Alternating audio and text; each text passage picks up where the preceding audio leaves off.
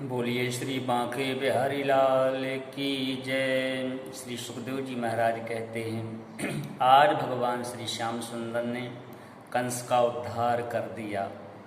कंस बुराई का प्रतीक था, जो दूसरों के लिए गड्ढा खोदते हैं, जो दूसरों के लिए बुरा सोचते हैं, जो दूसरों का कभी अच्छा नहीं सोच सकते, ऐसे व्यक्ति ही कंस कहलाते हैं। प्रेम से बोलिए राधे राधे।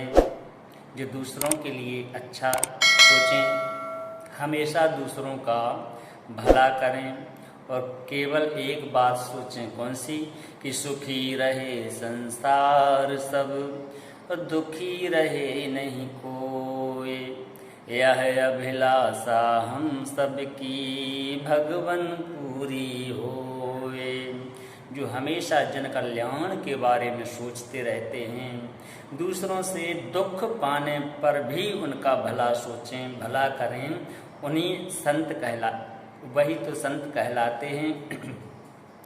जो एक बार गंगा जी में जैसे बिच्छू बह रहा था, एक महात्मा जी आए और आकर के बिच्छू को पकड़ के किनारे लगाने लगे। बिच्छू बार बार डंक मार करके निकल जाता, लेकिन वह बह ना जाए तो पुनः उसको पकड़ लेते।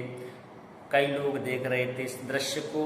उन्होंने कहा कि बाबा जी, आप पागल तो नहीं हो गए? बार बार बिच्छू के डंक का प्रहार आप सहते हैं, कितनी तकलीफ आपको होती होगी।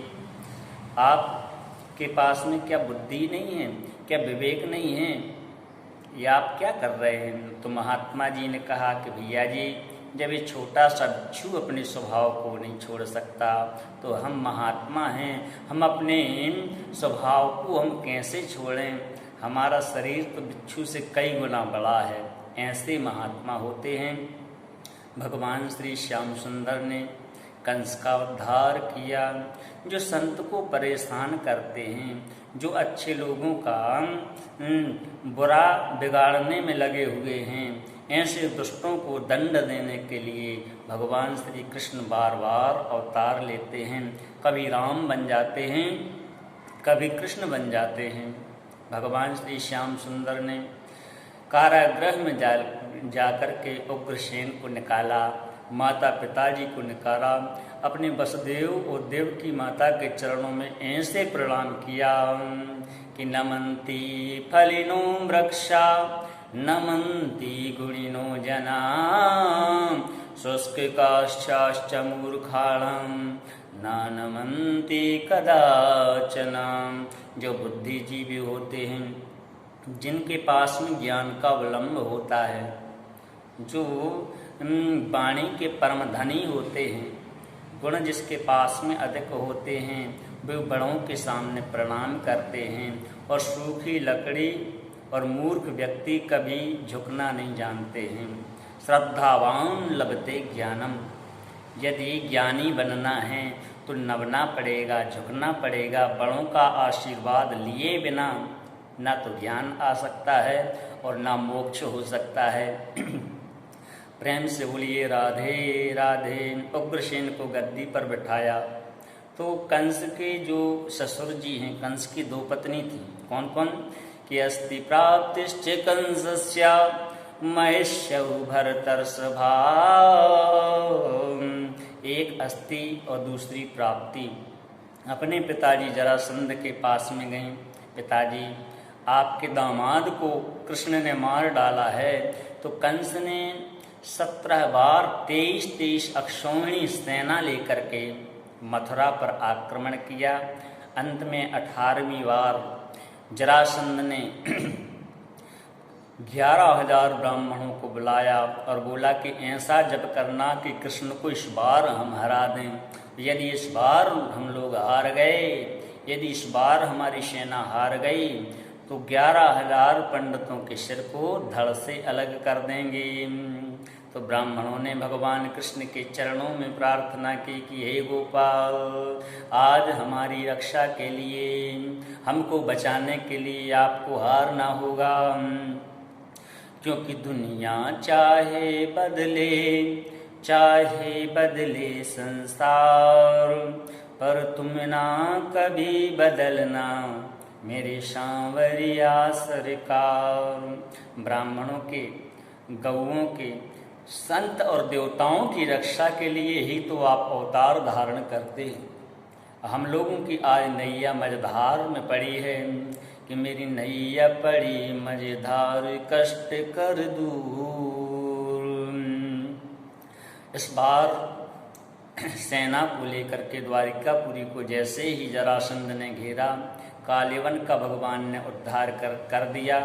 तो रातों रात प्रभु ने विश्वकर्मा जी को आदेश दिया और समुद्र के बीच में द्वारिकापुरी की स्थापना की और रातों रात मथुरावासियों को वहाँ पर भिजवा दिया।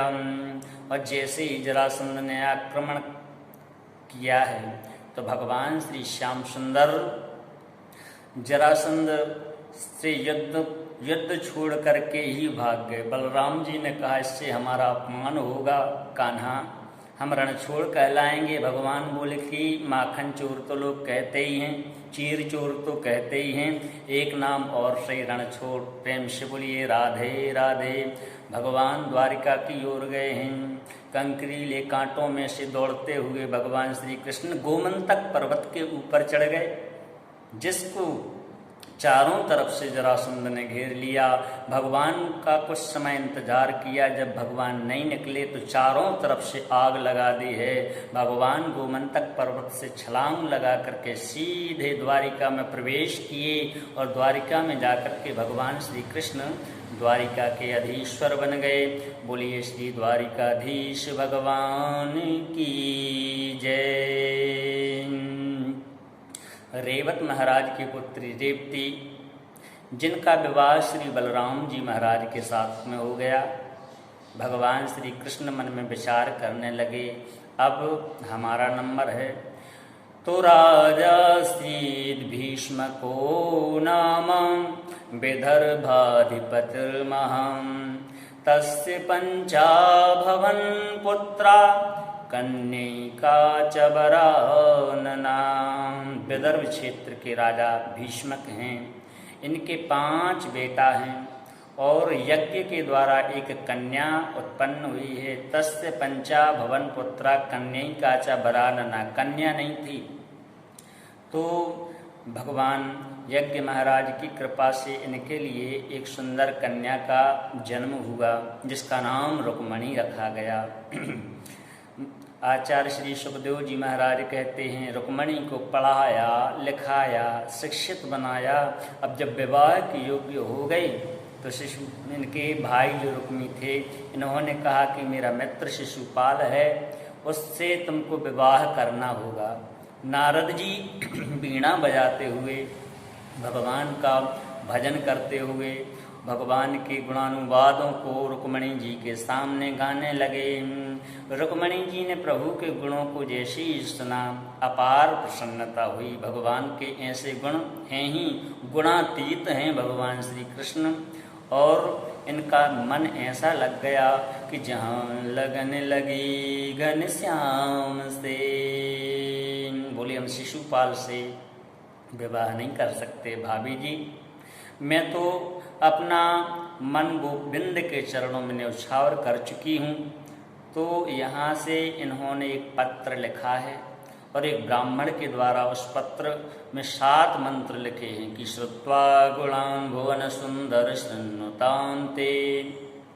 हे गोपाल, जब से मैंने आपके गुणों को सुना है, हम आपके हो गए हैं, और यदि शिशुपाल से हमारा विवाह होगा ना तो अपने प्राणों को त्याग देंगे। बोलिए बांके बिहारी लाल की जय। ब्राह्मण का पत्र कृष्ण जी ने पढ़ा और भगवान ब्राह्मण को लेकर के द्वारिका से कुंडनपुर की ओर चले हैं। कुंडनपुर की ओर चले हैं गौरी पूजन के लिए। जैसे ही रुक्मणी आई हैं, उनको घेर के कई सैनिक चल रहे थे। गौरी पूजन करके जैसे ही बाहर निकली हैं तो भगवान कृष्ण का रथ सामने से आ रहा है। कन्हैया ने रुक्मणी जी के हाथ को पकड़ा, अपने रथ में बिठा लिया, लेकिन कोई समझ नहीं पाया कि क्या हो रहा है। भगवान की माया से सब मोहित हैं। कोई भगवान के मुख रूपी चंद्रमा को देखने लगा, चंद्रमा रूपी मुख को देखने लगा, तो कोई बंसी को देखने लगा, तो कोई भगवान की चरणार बिंदों की खड़ाऊं देखने लगा, तो कोई भगवान श्री कृष्ण के रथ की शोभा को देखने लगा, तो कोई सैनिक भगवान श्री कृष्ण और रुक्मणी की जोड़ी की सुंदरता को देखने लगा। बोलिए रुक्मणी रमण भगवान की जय। और रुक्मणी का हरण करके भगवान श्री कृष्ण गए हैं, रुक्मी आए हैं, रुक्मी भगवान का युद्ध हुआ, भगवान ने रुक्मी को वहीं पर युद्ध में परास्त किया और बांध करके चले गए हैं, वध नहीं किया। द्वारिका में आए हैं तो द्वारिका को दुल्हन की तरह सजाया गया। मेरी रुक्मणी गोपाल का विवाह है। स्वागतम कृष्ण स्वागतम कृष्ण। भगवान श्री श्याम सुंदर और रुक्मणी जी का विवाह तो होना ही है। भीष्मक महाराज ने एक पत्र लिखा कि हम तो चाहते थे गोपाल कि हमारी पुत्री का विवाह आपसे हो, लेकिन बेटा के सामने नहीं चलती थी, तो आप रुक्मणी को हमारे यहाँ पर भेज दें, बारात लेकर के आएँ और धूमधाम से विवाह हो। रुक्मणी जी कुंदनपुर में आईं, भगवान कृष्ण की बारात द्वारिका से कुंदनपुर की ओर गई है और धूमधाम से भगवान श्री कृष्ण का पाणी ग्रहण संस्कार हुआ। ये भगवान श्री श्याम सुंदर का प्रथम विवाह था। बोलिए श्री बांके बिहारी लाल की जय। रुक्मणी और कृष्ण के विवाह की कथा को जो भी भक्त श्रद्धा और भक्ति पूर्वक श्रवण करते हैं तो उनके घर में ना तो कभी लक्ष्मी की कमी रहती है और जीवन खुशहाल हो जाता है। बोलिए रुक्मणी रमण भगवान की जय।